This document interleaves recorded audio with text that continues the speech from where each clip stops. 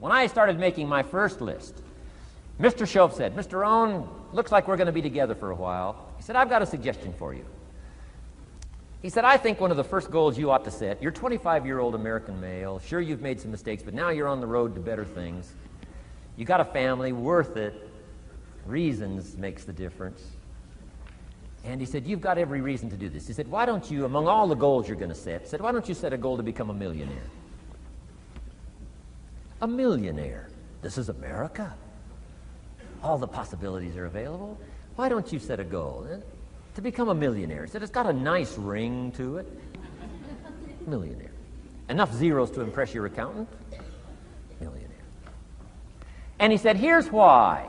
Now I thought, the man doesn't need to teach me why. I'm thinking, wouldn't it be great to have $1 million? He said, "No, that's not it. Here's why." And I had one of the greatest lessons I ever learned, and I'm about to share it with you. This will be worth the price of being here today if you can capture what I'm about to share with you. Babysitter fees, whatever else you paid. Some of you missed some sales today to be here, so this is a costly day for you. But what I'm about to share with you changed my whole life. Here's what Mr. Shoaff said. Set a goal to become a millionaire. And he said, here's why. For what it will make of you to achieve it.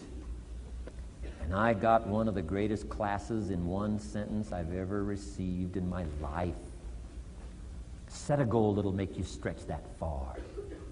For what it will make of you to achieve it. What a brand new reason for setting goals. What an all-encompassing challenge to have a better vision of the future. What for? To see what it will make of you to achieve it. And here's why. The greatest value in life is not what you get. The greatest value in life is what you become. Major question to ask on the job is not, what am I getting here? That's not the major question. The major question to ask is, what am I becoming here? It's not what you get that makes you valuable, it's what you become that makes you valuable. So Shoaff said, set a goal to become a millionaire. For what it will make of you to achieve it. Then he said, when you finally have become a millionaire, now, he said, what's important is not the money. I thought, wow, I've got some more to learn. He said, no, Mr. Rohn, I'm telling you honestly, you could just give the money away. Now, I did better than that, right? I told you. I lost it all. I'm rich by the time I'm 31. I'm a millionaire. I'm broke by the time I'm 33. So I didn't have to give it all away. I lost it all. Foolish mistakes I made. I'm a farm boy from Idaho. That early money drove me bonkers. I used to say, how many colors does it come in? I'll buy them all. I went crazy over that first money. I just went crazy. And then I made that one foolish mistake, right? Continuing guarantee. I mean, I'm so naive off the farm. I don't know what continuing means. And a few other mistakes. And by the time I'm 33, I'm broke. Now I've made and lost millions since then. But what an experience that was. And I'm telling you, the man was right. When I finally was broke at age 33, guess what I discovered? My money did not mean that much. It represented only a fraction of all my assets. Shoaff said, once you become a millionaire, Mr. Rohn, you can give all the money away. Because he says, what's important is not the money. What's important is the person you've become. Now, let me give you the key phrase on setting goals. Set the kind of goals that will make something of you to achieve them. Set the kind of goals that will make something of you to achieve them.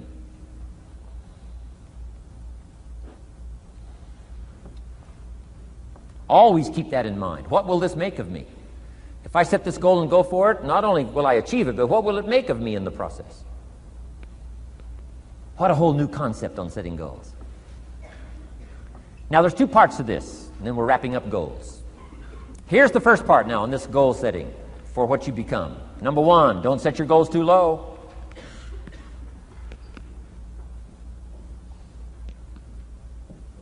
Interesting, we teach in leadership. You'll find it on the cassettes. Don't join an easy crowd. You won't grow. Go where the expectations are high. Go where the demands are high. Go where the pressure's on to perform, to grow, to to change, to develop, to read, to study, to develop skills. I belong to a small group. We do business around the world. You cannot believe the expectations at that level. What we expect of each other in terms of excellence, far beyond average. Why? So that we can each grow, so that we can receive from the group, we can contribute to the group, something unprecedented. It's called living at the summit. Go where the demands are high. Go where the expectations are strong, so that it'll provoke you, push you, urgently insist that you not remain the same for the next couple of years, the next 5 years, that you'll grow and change. So don't set your goals too low. The guy says, well, I don't need much. Well, then you don't need to become much.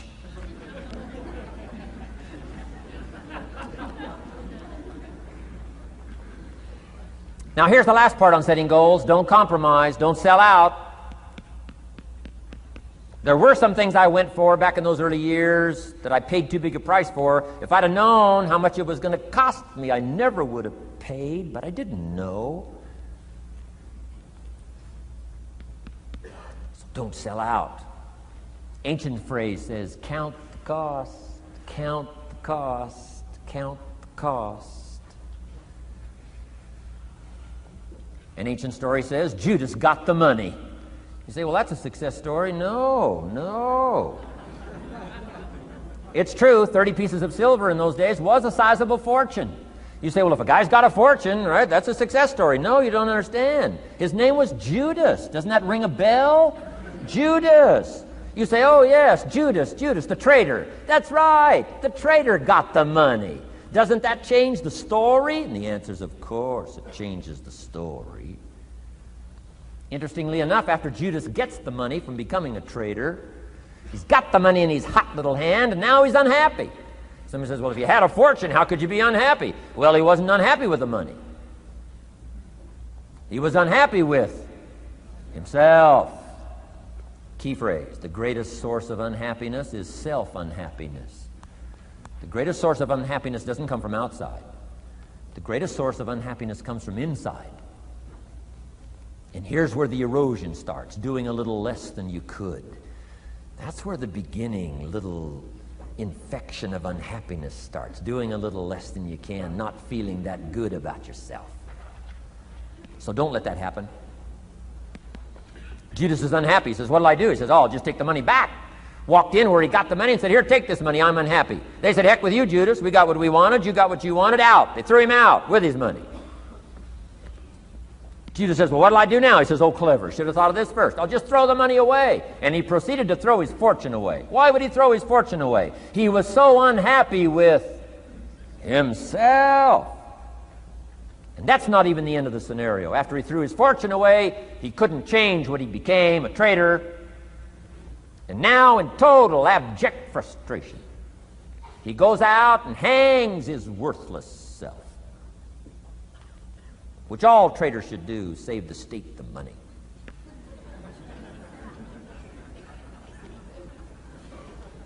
Why such a tragic end? Because he was so unhappy with himself. He sold out. He paid too big a price.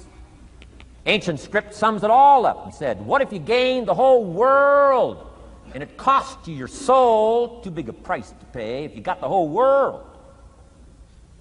Don't sell out. Don't compromise your values. Don't compromise your virtues. Don't compromise your philosophy. Key. Here's the key word, beware. If Judas could speak back, he'd probably say beware. Two good words from ancient script. One, behold, the positive word. Behold the possibilities, behold the opportunity. Behold the drama, behold the awesomeness, behold the uniqueness.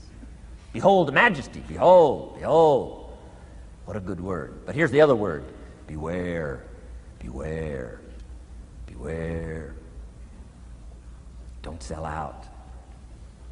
Mark well what you become in pursuit of what you want. But I'm inspiring you, hopefully, to set the kind of goals that'll transform your life, make you far better than you are, far stronger than you are. Okay.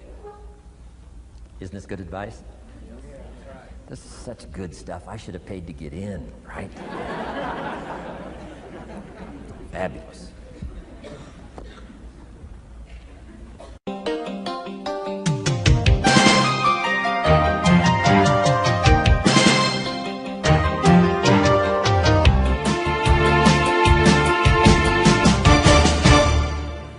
What should a child do with $1? Let me give you the best advice I've got. And this is called sort of middle of the road scenario, and I'll show you how these numbers may change, but here's what I teach. Kids, never spend more than 70 cents. Okay, now you got to pick some number. When I met Mr. Schoaf, I was at about 110%.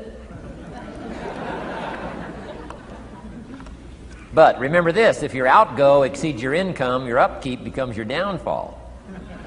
Good little scenario. So here's the number that I found works best in developing a good financial plan.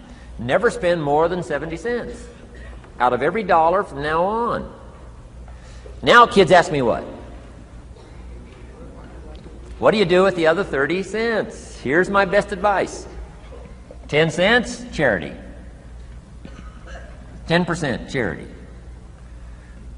Supporting worthy projects, helping people who cannot help themselves. Some churches teach tithe, peace, portion, turning back part of what you take out. Excellent, excellent philosophy. That's what that 10% is. And nothing teaches children responsibility and character better than generosity. No school, no class, no teacher can teach character better than the simple act of generosity. 10 cents out of every dollar. Now you can pick your own number. I'm just giving you my best scenario. Now the time to start this is when the amounts are small. Easy to give a dime out of $1. I'm telling you, kids will give you 10 cents out of every dollar if it's part of their philosophy, if you sell them on it. And that's the time to start, when it's easy, 10 cents out of $1. A little harder to give 100,000 out of 1,000,000. Someone says, oh, if I had $1 million, I'd give 100,000. I'm not that sure. We better start you early when the amounts are small, so it'll all be set in when the big amounts start to come. Okay? So 10 cents for charity. The next 10 cents I call active capital. Capital meaning try to make a profit yourself. We live in a capitalistic society.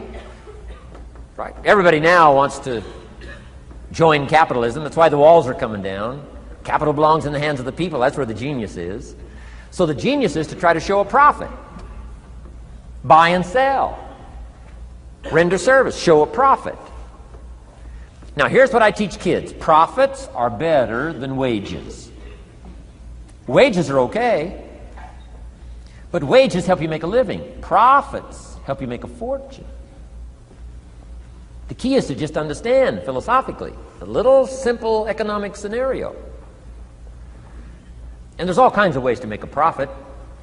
I'm working on a new book. Here's what it's called. I think it's going to be called, Of Course Kids Should Pay Taxes. It's going to be an interesting book. In California, where I live, kids do pay taxes. If an 8-year-old walks into 7-Eleven, buys something that cost $1, the proprietor makes him cough up 7 more pennies. 8-year-old says, what's these 7 pennies? Proprietor says, that's taxes. That's taxes. Kid says, well, I'm only 8. Proprietor says, congratulations, you're my youngest taxpayer. So in California, kids do pay taxes. Now the question is, should they? Now the title of my book is, Of Course Kids Should Pay Taxes. You got it. Right? The disciple went and caught a fish, found the miracle coins, and paid his taxes and Jesus' taxes. So way back then, Jesus did pay taxes. Now the question is, should he? And the answer in my little book says, of course Jesus and kids should pay taxes. Of course. Of course. If an 8-year-old wants to ride his bicycle on the sidewalk instead of in the mud, you have to pay taxes. Things cost money. Got to pay taxes. Aircraft carriers keep tyranny over there instead of over here. Aircraft carriers cost money. It's expensive to run this whole show. You can't use used missiles. I mean, it's expensive to run the whole deal. Of course, everybody has to pay. Now, active capital means try your best to show a profit. Now, there's many ways to show a profit, not just money. Touch something, leave it better than you found it. That's a profit. Some profits are intangible, some profits are tangible. Long before Earth Day, for all sophisticated people, it was very proper when you left your hotel room to turn out the lights. All educated people. Why? Leave a profit. It's so easy to flip the switch and leave a profit. Some say, well, the hotel gets the profit. What do you care? All you need to become is a person who leaves a profit. Wow. I talked to a man who runs a whole string of apartments. He said, guess what? Most people, when they rent an apartment, leave it, what? Trashed, worse than they found it. What kind of a reputation would that be? Whatever you touch turns to trash. Whatever you touch gets dirty. Nothing you touch gets better. See, that's a poor philosophy. No wonder it leads to poverty, small lives. As one writer said, living lives of quiet desperation. This is where it all begins. Failure to leave a profit when you can, turn out the lights, doesn't matter what it is. Become profit-minded. Profits are better than wages because profit has the potential to make a fortune. Wages has the potential to make a living. So I teach kids, take part of your wages. If you earn the money, take part of it for charity and part of it to see if you can't make a profit. And there's all kinds of ways. My book's going to be full of all kinds of ways kids can make money. I teach kids how to have 2 bicycles, one to ride and one to rent. I mean, it doesn't take long to get into business. You don't have to be a genius. Halfway bright, you can start showing a profit. Now, here's the next 10 cents called passive capital. Meaning, let somebody else use the capital, you provide it, you're passive, they're active. And let them pay you interest. Profits and interest. Unique way to make a fortune. In fact, there's a Bible philosophy. I teach teenagers this Bible philosophy. Here's what it teaches. The borrower is servant to the lender. Wow. So where is the power position? Not a spender, a lender. And if I've taught teenagers well, if you ask them, among some of the things you want to be, when you grow up, as years pile on, what would you like to be? I'm telling you, among some of the things that they would like to be, if they've sat in on my classes or gotten some of my material, they would say, I want to be one of them lenders. Powerful position. Let somebody else use your capital. Some projects require more capital than any one person has.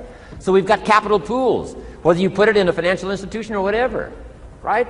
Earn an interest, earn a profit, right?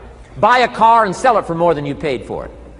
Why? Because you leave it better than you found it. Touch something and leave a profit. Okay? It's not just wrapped up in money and economics. This helps to teach all other scenarios of life on profit and capital and expenditures, what to do with your time and what to do with your life, and as well as what to do with your money. Okay? Now, this little scenario I call the ideal. Now, here's what's important. To set up the ideal and work toward it. Because at first you may not be able to do these numbers. Some people are in such desperate situation currently, they got to go 97, 1, 1, and 1. I mean, I had to start there. Start with pennies. And remember, it's not the amount that counts. Mr. Schoaf gave me the clear situation. Here it is. It's not the amount that counts, it's the plan that counts. When I met Mr. Schoaf, I'm 25 years old. I said to him, if I had more money, I'd have a better plan. He said, no, Mr. Rohn, if you had a better plan, you'd have more money. 6 years? 6 years? In America, 6 years? Come on, it's not the money, it's not the amount, it's the plan that counts. So set up an ideal plan like this. Now you can rearrange this and modify it to suit yourself. I'm just giving you here as an example. So set up the ideal and then start making progress toward it. Okay. Because finally these numbers are going to change if you move on up into the higher area, right? The people I work with around the world couldn't spend $70,000, cents out of every dollar would be obscene. That'd be too much. So these numbers are bound to change. I don't know what mine are. Probably 20% up here. A lot larger numbers down here. Okay? So these numbers can change. I'm just offering you a good sample philosophy. Remember, philosophy is the set of the sail. The economy is not the set of the sail for you. For you, the set of the sail is your own philosophy, your own thinking, your own plan, your own concept. Don't borrow somebody else's plan. Don't borrow somebody else's concept. Don't borrow the concept, spend all you can, cross your fingers and hope for the best. Don't borrow that. Develop your own philosophy, and I'm telling you, it'll lead you to unique places. Now, the rest of a lot of this is on the cassette tapes, but let me just give you 2 or 3 more pieces of the scenario here. Then I want to talk about communications, and then we're going to wrap it up. Okay. Here's 2 or 3 more parts to financial independence. Number 1, keep strict accounts. This is the best of disciplines. Keep strict accounts.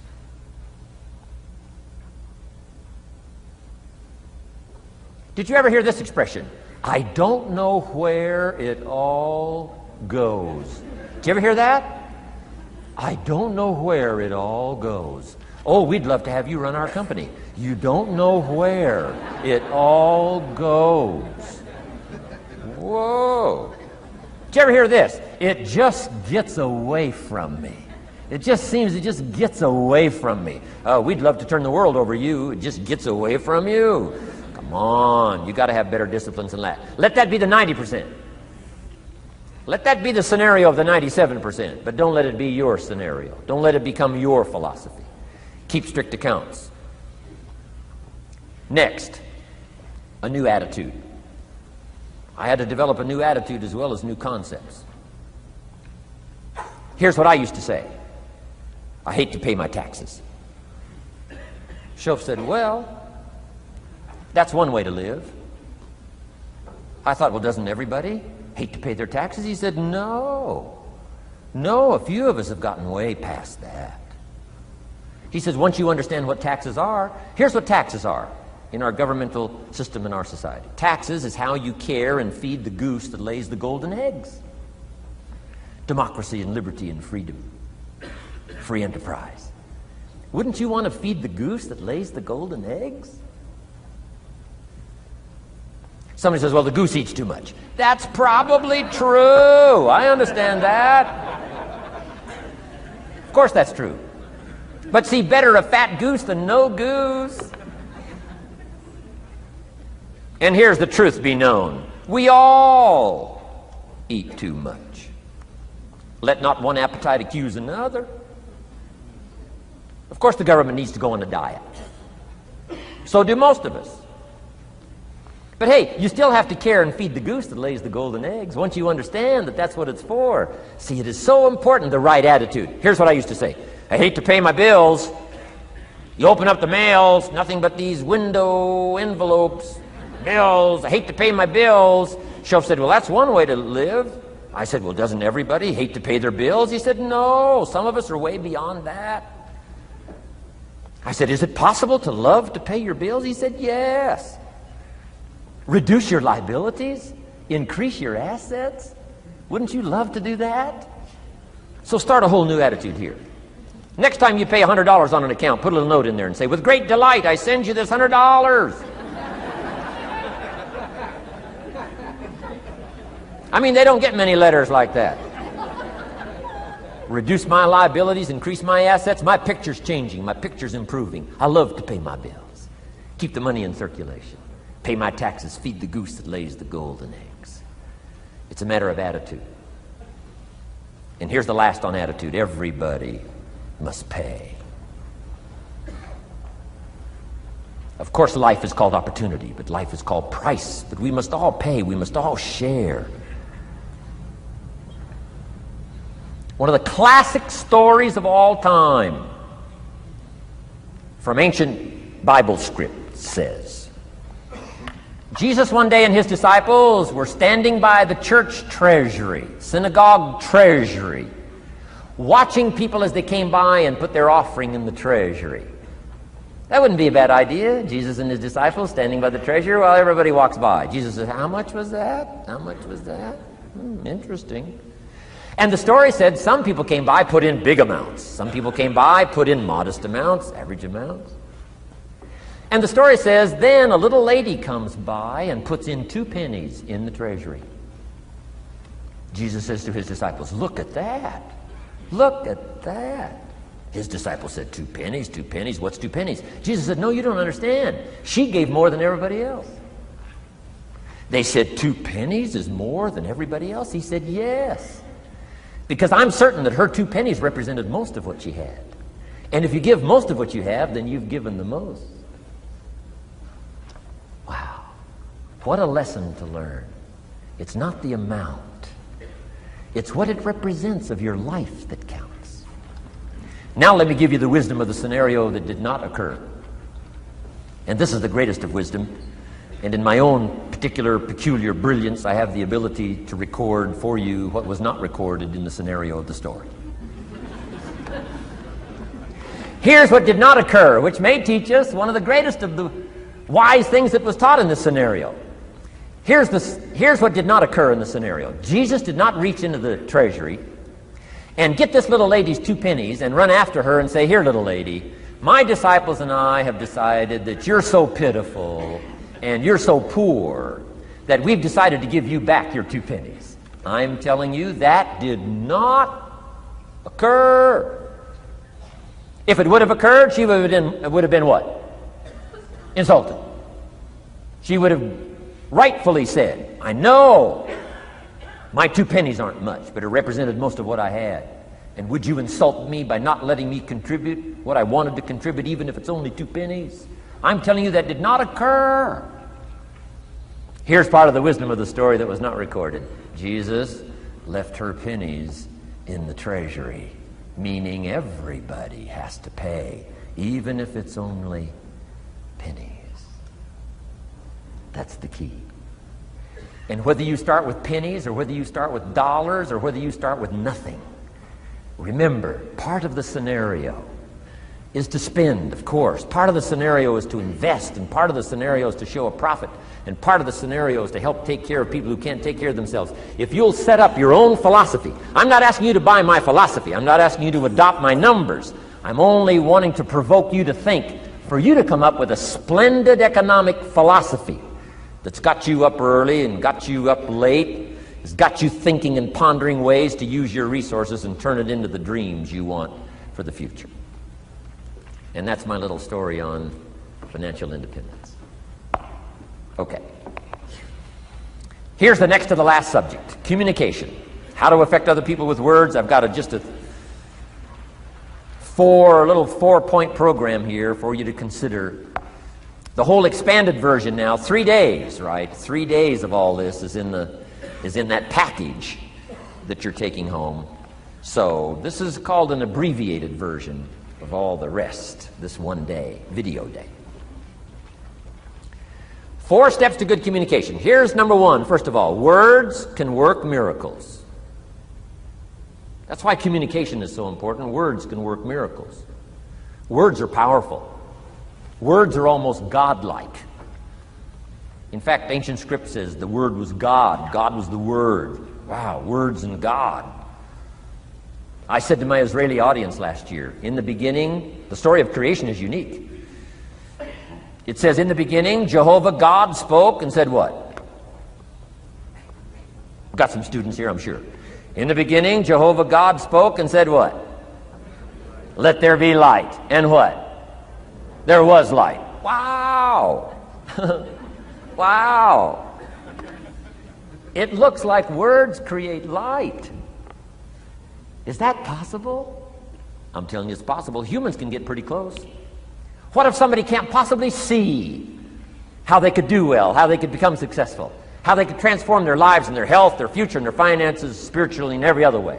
They can't see, and you come along and share your story, and maybe borrow some other stories. And by the time you get through with a good presentation to this person, they say, now I can see. Before you got here, I was blind.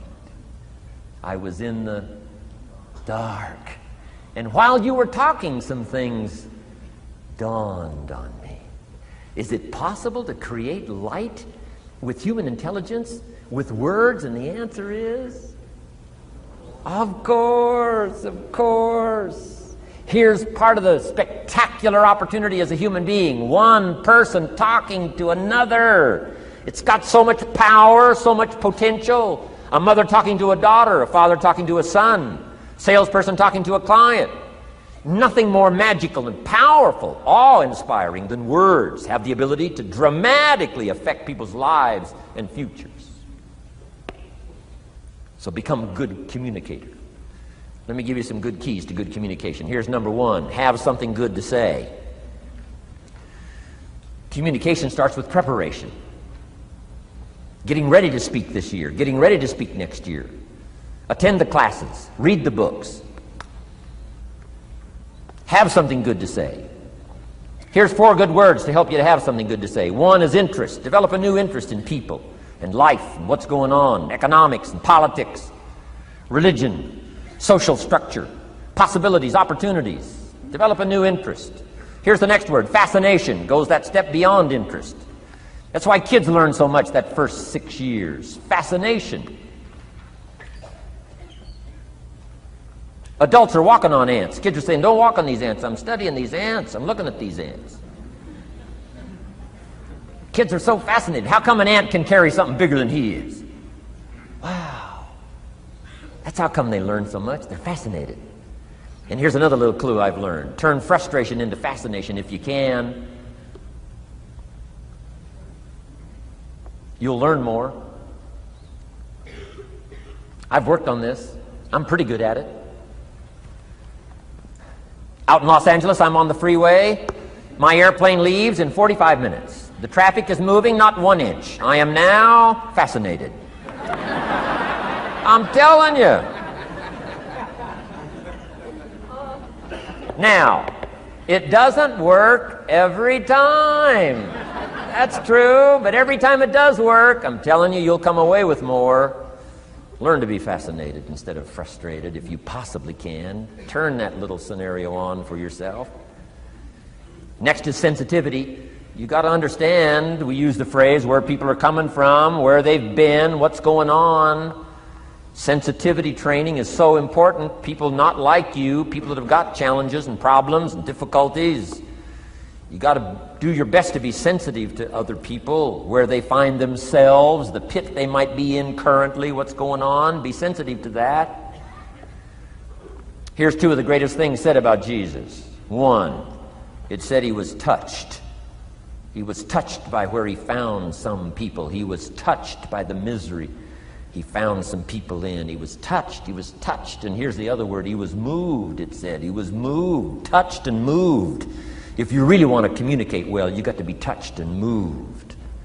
Not just by your own drama of life, but by the drama you know is going on in other people's lives. Sensitivity.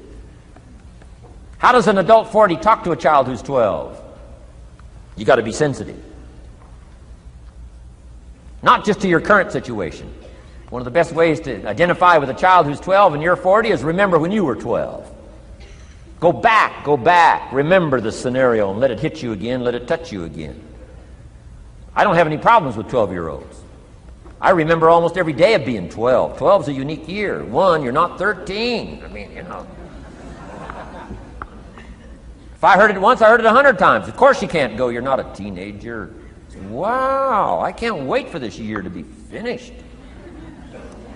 Remember, that's part of sensitivity. Remember. Apostle.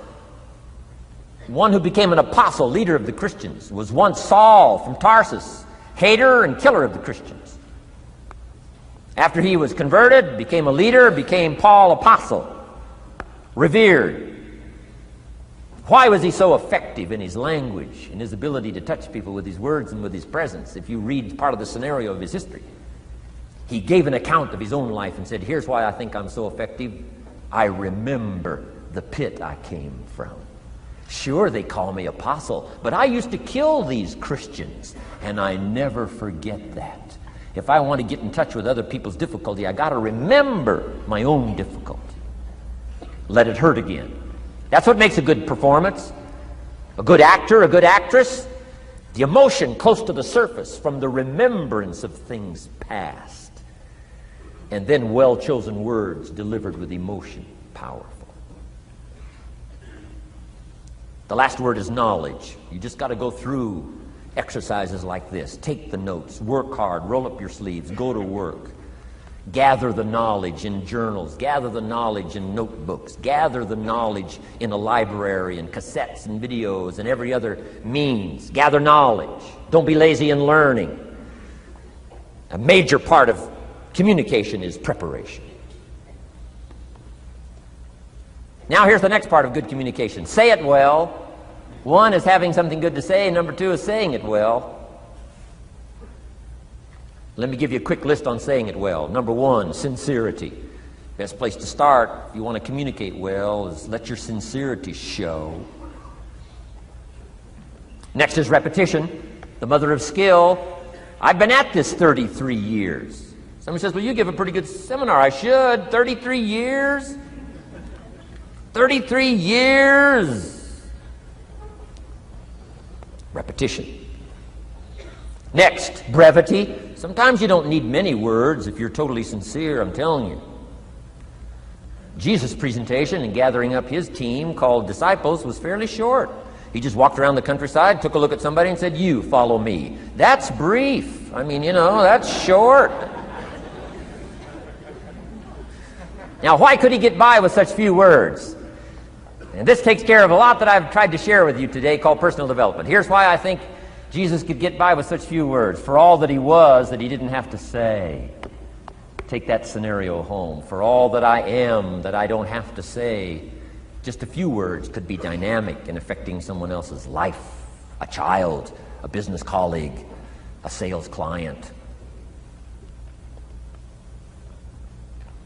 Next, vocabulary. Got to work on your vocabulary. Some of my friends took a survey among prisoners working on some rehabilitation program. They weren't particularly looking for this, but here's what they found. There's definitely a relationship between vocabulary and behavior. And here's what they found out. The more limited the vocabulary, the more tendency to poor behavior. And when you think about it for a while, it makes sense. Words are a way of seeing. And if you don't have a good vocabulary, you can't see very well. Can you imagine the mistakes in judgment when you can't see very well? Next, words are a way of expressing what's going on in your head, what's going on in your heart. What if you can't see well and you can't express well?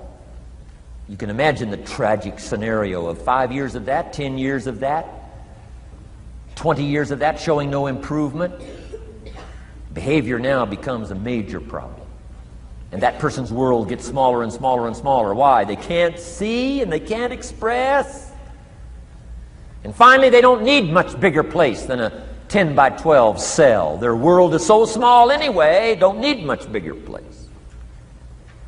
I'm asking you to stretch your vocabulary. I used to put words up on a 3 by 5 card. I drove a lot back in those days, but at the end of the day, I'd mastered 2 or 3 words. My oldest daughter, Linda, with my grandkids, starts the day with what's called the word for the day. She writes it on a chalkboard, the word for the day. And the kids memorize that word and the meaning of the word. And every once in a while during the day, she'll say, what's the word for the day? The last day I was there, the word was superficial. Natalie's 4, Nathaniel's 5. And several times during that day, Linda, my daughter, would say, what's the word for the day? Natalie would say, superficial. And she would say, Nathaniel, what does that mean? On the surface. Several times during the day. What's the word for the day?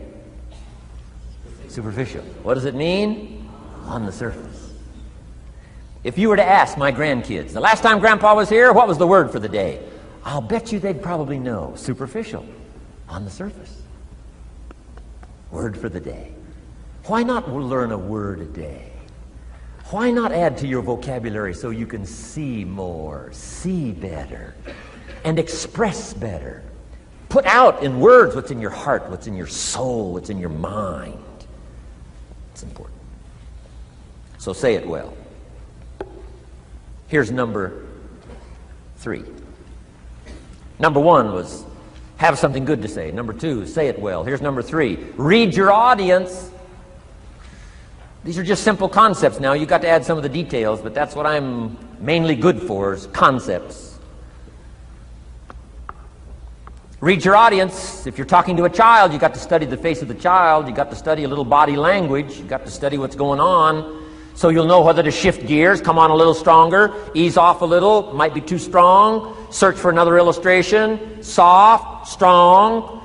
A lot of that is dictated by reading your audience. When I first started lecturing, I had some challenges here. I was so absorbed in my notes, lecturing like this. I'm telling you, in those early days, the audience could have left and I'd kept right on going.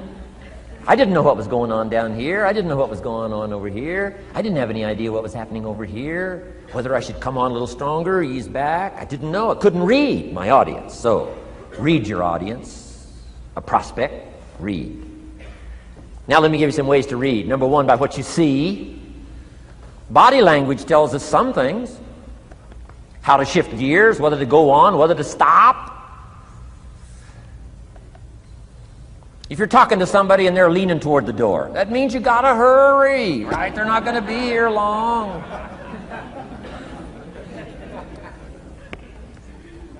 Body language.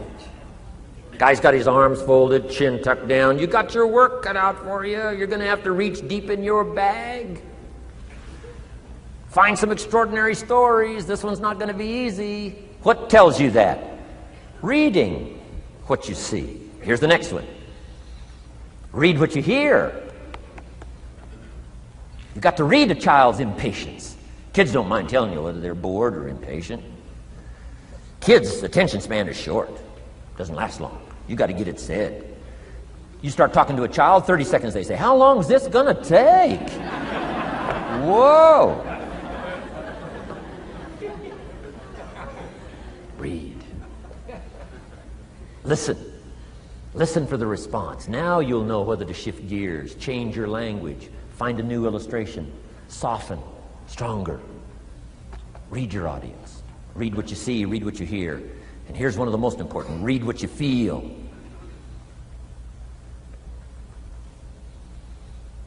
Now, women are probably better at this than men when it comes to picking up emotional signals. Men, they can see, and men, they can hear, but it takes a little training for a man to pick up those emotional signals that are so important, so you don't say the wrong stuff. Because it's so easy to make a mistake in language. What if you meant to say to someone you care about? What if you meant to say, "What's troubling you?" And instead you said, "What's wrong with you?"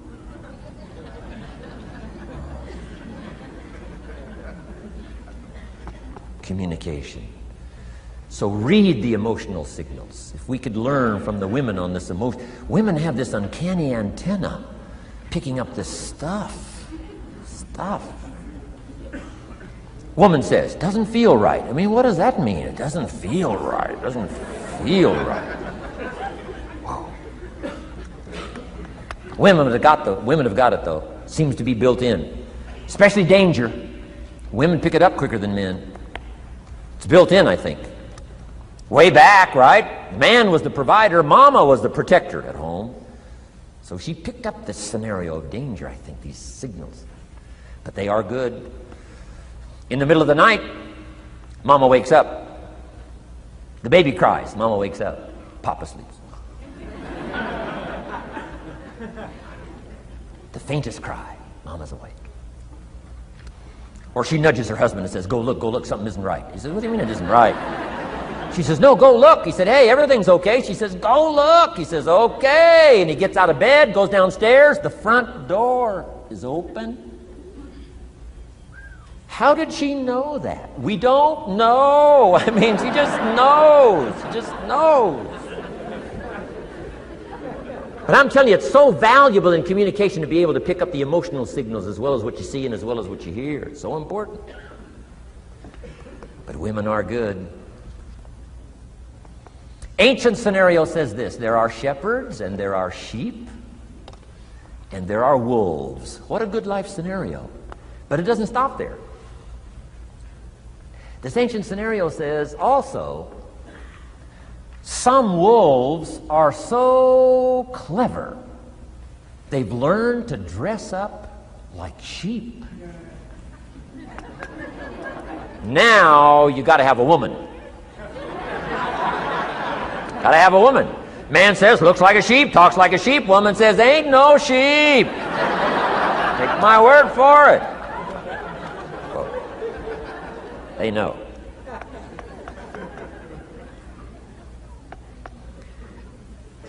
Read. Pick up the signals.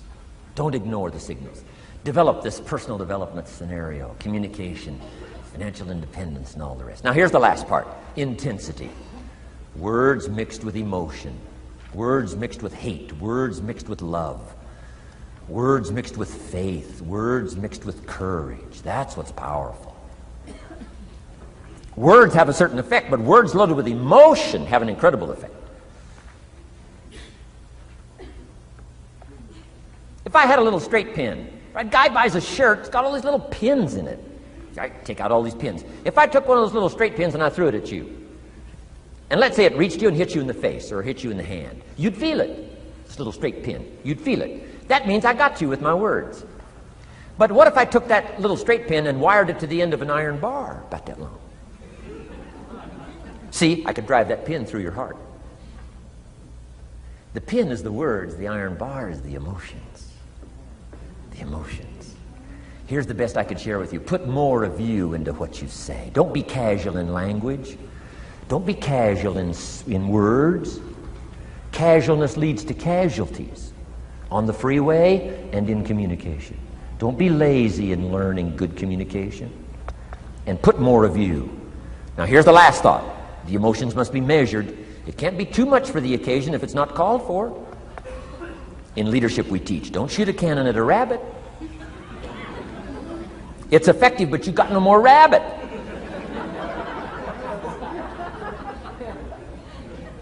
So here's some of the most powerful scenario in communication. Here it is. Well-chosen words mixed with measured emotion. The basis of affecting people with good communication. Well-chosen words mixed with measured emotion. And one last point on communication. The more you care, the stronger you can be. The more you care as a mother, the stronger you can be with your children. The more you care as a father, the stronger you can be. The more you care as a leader, the stronger you can be in helping to solve problems, getting on somebody's case. The more you care. But you got to care. I don't mind a minister consigning my soul to hell fire for my sinful ways. I don't mind that. If he believes it, I don't mind him consigning my soul to hell fire for my sinful ways, as long as he does it with tears and not with joy. If you're going to preach a message on hellfire and consign people to hell's fire, you got to cry and sob your way through a sermon on hellfire. We would all dismiss as a performance a dry-eyed sermon on hellfire. You can't legitimately preach hellfire unless your heart breaks. Otherwise, it's a performance. Otherwise, we could all dismiss it. Why? The heart's not there. There are some conversations that don't make sense unless they're accompanied by tears. It doesn't mean anything unless it's accompanied by a broken heart. Learn measured emotions. Remember, draw from well-chosen words, expanded vocabulary. Be interested and fascinated. Pull all this together. I'm telling you, your ability to touch other people will grow day by day, week by week, month by month, year by year. Here's my last subject. It comes in two parts. First is the negative part. And I got just a couple of tips for you on negative. There wouldn't be positive without negative. It's part of the life scenario. Ancient script says it best. There's a time to laugh. And once you've learned to laugh, just keep on laughing. No, No. Just get another positive book. No. No. There's a time to laugh, what? And a time to cry. And you've got to become so sophisticated and so well educated that you don't laugh when it's time to cry. And you've also got to learn to cry well. How are you going to identify with some people if you don't cry with them? It's very important. The negative side is very important. Negative thinking. I teach kids, and you'll find it on those cassettes, the ant philosophy. Let me just give you the quick scenario on the ant philosophy. Number one, ants never quit. What a good philosophy. If they're going somewhere, you stop them, guess what? They'll look for another way. How long will they look? Till they find it, or till they die. What a great philosophy. But here's number two. I can't give them all to you, but here's number two. Ants think winter all summer. You've at least got to be that bright. You can't think summer all summer. You got to do some winter thinking in the summer. You say, well, the sky is blue, the clouds are fleecy. You can't be faked out by that. Ancient story says, don't build your house on the sand in the summer. Why would we be cautioned not to build our house on the sand in the summer? Because it's easy to get faked out. So what should you do during the summer? Think winter. Think storm. That'll drive you to find a rock in the summer when the sky is blue. Key, negative is normal. You got to handle it. You can't dismiss it. It's part of the life scenario, like your white corpuscles we talked about earlier. So don't ignore it. Let it be part of the scenario. Here's the key. Learn to master it. Negative is not to be ignored. It's to be mastered. It makes us better than we are to wrestle with it. It makes us better than we are to be alerted to tyranny that moves into Kuwait, or ignorance that moves into your life, or procrastination that moves in and robs you of your fortune, or poor health that's going to be the legacy of those who neglect their health disciplines. You got to do battle with the enemies on the outside and on the inside. So learn how to handle the negative. And now here's the last, called the positive. Let me give you the day that turns your life around, as quickly as I can. I got 4 parts to the day that turns your life around, and then we're finished for the day. Number 1, disgust. Disgust. Disgust is a negative emotion, but it can have a very positive, powerful effect. Disgust says, I've had it. What an important day that could be. I've had it. Wow. I met a beautiful, powerful, accomplished executive lady in New York. The company invited me to come in. This lady was the vice president, extraordinary lady. I got to know her, and I found out her story. I said, how did you get here? Big income. And she never went to college, never went to university. I said, how did you get here? Executive, powerful, income. She said, well, let me tell you part of the scenario. She said, when I was a young mother a few years ago, she said, one day I asked my husband for $10. And he said, what for?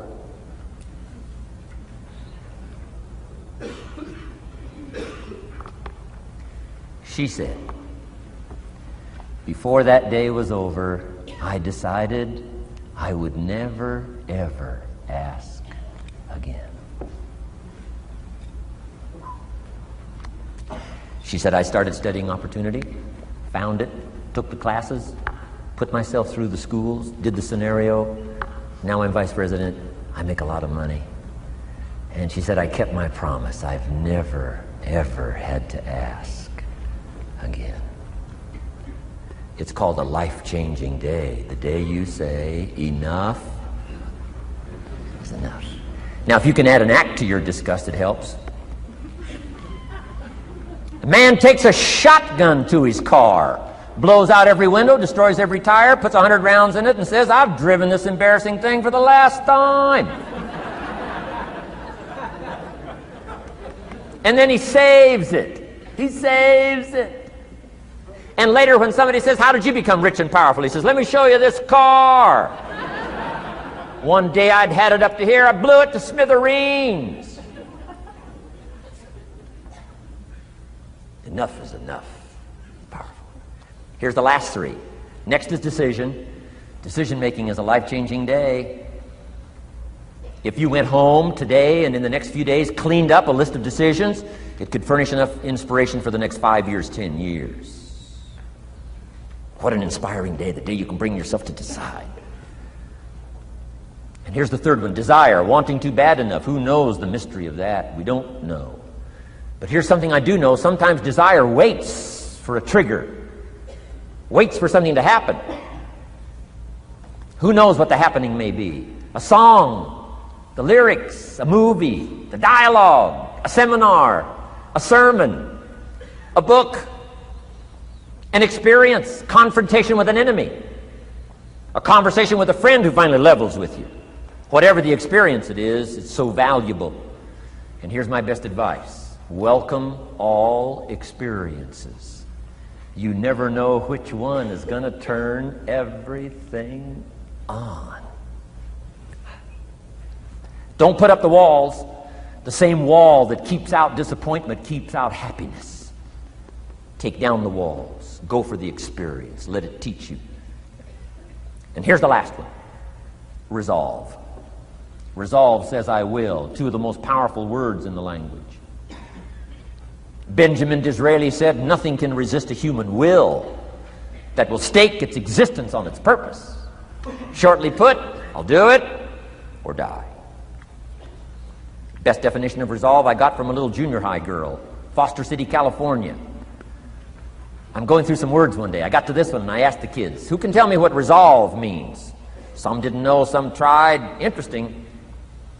The last one was the best. Little girl about 3 rows back, she said, I think I know, Mr. Rohn. I said, what? She said, I think resolve means promising yourself you will never give up. I said, that's the best I've ever heard. She's probably giving seminars somewhere today, right? I mean, that's the best I've heard. I asked the kids, how long should a baby try to learn how to walk? How long would you give your average baby? Before you say, hey, enough's enough. No. Any mother in the world would say, you're crazy. My baby is going to keep trying what? Until. What a magic word. I want you to write it down. Until.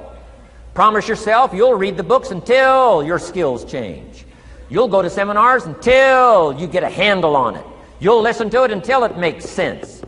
You'll go for it until you understand it. You'll practice it until you develop the skill. Never give up until, however long that is. Step by step, piece by piece, book by book, word by word, apple by apple. Walk around the block, walk around the block. Go for it. Don't miss the chance to grow. And resolve that you'll pay the price until you learn, change, grow, become. Then you'll discover some of life's best treasures when you pay that price. Now here's my last word to you. As leaders in the community, I'm sure you are. Parents, the greatest challenge of leadership is parenting. Whether you're in sales or management, wherever I've found you today, I want to give you, from my heart to you, what I wished you would do from this seminar today. And if I've inspired you to do this part here, among all the other things I've talked about, I would have considered it worthwhile to leave my family, fly away from my home, drop down into Fort Worth, Dallas, and spend one of my very precious days with you. If I can accomplish this, it'll all be worthwhile. It comes in two parts, and here it is. One, learn to help people with their lives, not just their jobs. Learn to help people with their lives, not just their skills on the job. Touch people with a book, touch people with a poem, touch people with some words.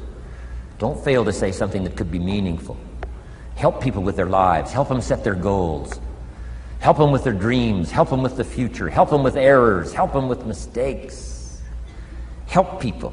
Help your kids. Not just get along. Not just hang in there. Not just try to hold the family together. Try to build lives with communication. Build lives with setting goals. Help your kids with their lives, not just their homework, their lives. And here's my last one for you personally, because I'm probably one of the best examples of this standing before you in this auditorium today. Here it is. Ancient script says, if you work on your gifts, they will make room for you. If you work on your gifts, they will make room for you. Wow. Look where my gifts have brought me today, to this room. A chance to invest in this many lives.